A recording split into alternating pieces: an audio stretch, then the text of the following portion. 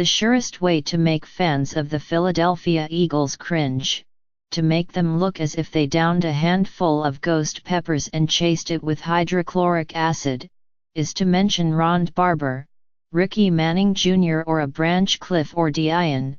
Take your pick. Go ahead and say Drew Pearson, Gary Anderson, and Blair Walsh to hardened Minnesota Vikings supporters. We dare you. Those names are synonymous with playoff misery for two franchises well acquainted with it. No team, according to Pro Football Reference, has won more games in the Super Bowl era without capturing a championship than Minnesota, 20. Second, the Eagles, 16. The Vikings are 0-4 in Super Bowls, losing all by double-digit margins, an average of 15.3 points. Since appearing in its last Super Bowl, in 1977, Minnesota has lost 5 NFC Championship games, 2 in overtime, including one when Anderson, who had not missed a field goal attempt all season, pulled a 38-yarder in the fourth quarter that would have given the Vikings, who were 15-1 in the regular season, a 10-point lead against the Atlanta Falcons with 2 minutes left and oh the pain. The Eagles, aside from going 24 years between their only Super Bowl appearances, played in 5 conference championship games from 2001 to 2007 and won only one. They also lost a game in Chicago played in fog so thick that the teams could hardly see each other, which was fun. Since postseason games cannot end in ties, either Philadelphia or Minnesota will advance to the Super Bowl with a victory on Sunday, at least we think so. But how will the other team lose, in a way, perhaps, that rivals some of these excruciating playoff defeats? 1975 season, NFC Divisional Round vs. Dallas, until Stephon Diggs's last-second 61-yard touchdown last Sunday against the New Orleans Saints, the term Hail Mary had a far more sinister connotation to Vikings fans. Cowboys quarterback Roger Staubach helped introduce the term into the football vernacular by admitting that he said a Hail Mary, the Catholic prayer, after throwing a 50-yard touchdown pass to Drew Pearson with 24 seconds left at frozen Metropolitan Stadium. Pearson was contested by cornerback Nate Wright near the goal line but caught the ball anyway. To this day, Vikings fans contend that Pearson pushed off, because of course they do. 1987 season, NFC Championship at Washington, in a strike-shortened season, the Vikings lost 3 games with replacement players but rebounded to finish 8-7. They swiped a playoff berth, then upset New Orleans and San Francisco on the road before playing the eventual champion, Washington, tough into the fourth quarter. 2 fourth-quarter series inside the Washington 10-yard line produced only a field goal, though what lingers is Darren Nelson's inability to catch what would have been, in all likelihood, a game-tying touchdown pass on 4th down with less than a minute left. 1998 season, NFC Championship vs. Atlanta. Imagine having one of the best offenses in NFL history, one that set a record for points scored, and a kicker who had made all 35 of his field goal attempts in the regular season, and then watching those 2 advantages slip away. It happened in Minneapolis, in the second half against Atlanta, when the Vikings, on the way to blowing a 13-point lead, scored 7 points after halftime, then watched Gary Anderson shank a 38-yarder. Naturally, the Falcons rallied, scoring a touchdown with 57 seconds left and winning in overtime when their own foreign-born kicker with a similar surname Morten Andersen drilled a field goal from, you guessed it, 38 yards. 2009 season, NFC Championship at New Orleans. the game that Brett Favre nearly won but lost but could have won but lost but should have won but lost, with what he thought was a broken ankle. Driving late, with the score tied, 28-28, the Vikings were penalized on 3rd and 10 at the New Orleans 33 for having too many men on the field, pushing them to the fringe of field goal range.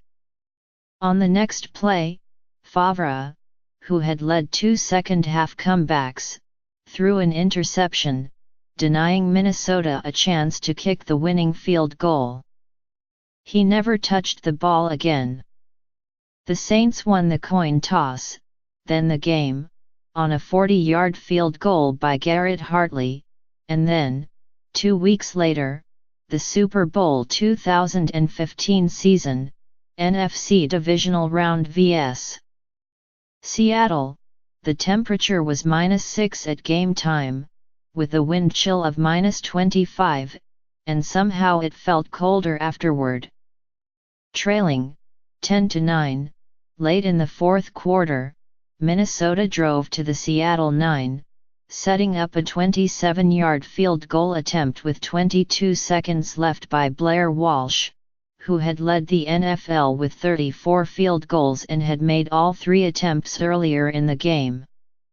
When the ball was set on the ground by the holder, its lacing faced in suboptimal for kicking. Walsh missed it left, same as Anderson 17 years earlier 1988 season, divisional round at Chicago.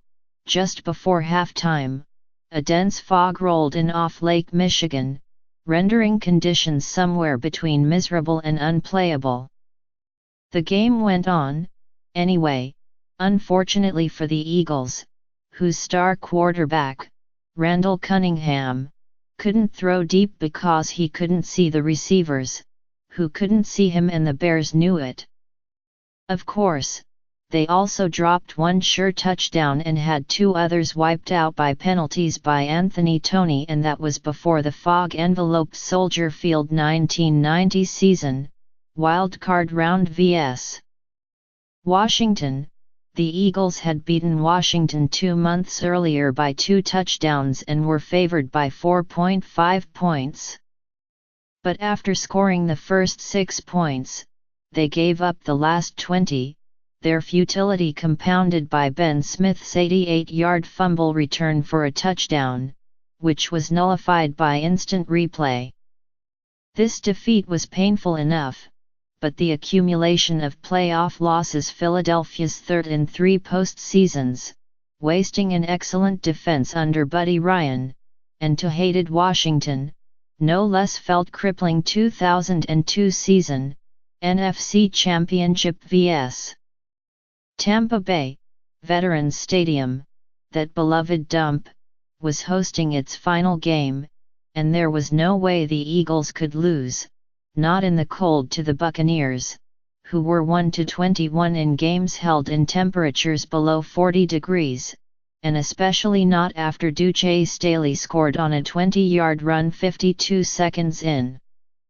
Except they did lose, misplaying Joe Jurevicius's short slant into a 71-yard pass play and watching he who shall not be named, Rond Barber, return an interception 92 yards for a touchdown, the final points in a 27-10 win.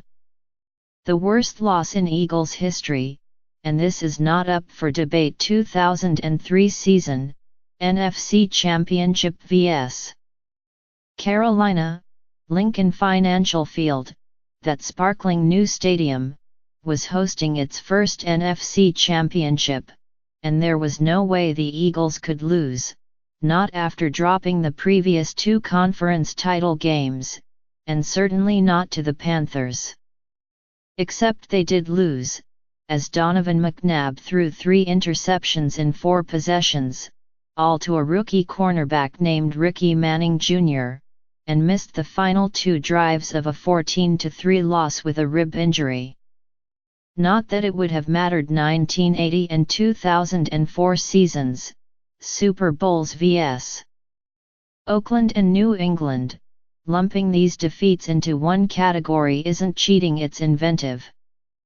The Eagles lost their first Super Bowl, to Oakland, in no small part because of Cliff Branch, who caught 2 touchdowns. The Eagles lost their next Super Bowl, to New England, in no small part because of Deion Branch, no relation, who was selected as the game's most valuable player. He caught 11 passes, 5 on a critical third-quarter touchdown drive for 133 yards. The Eagles also lost because of horrible fourth-quarter clock management, eschewing a no-huddle offense on a 13-play touchdown drive while trailing by 24-14, and Eagles fans are not bitter about that, no way, not at all.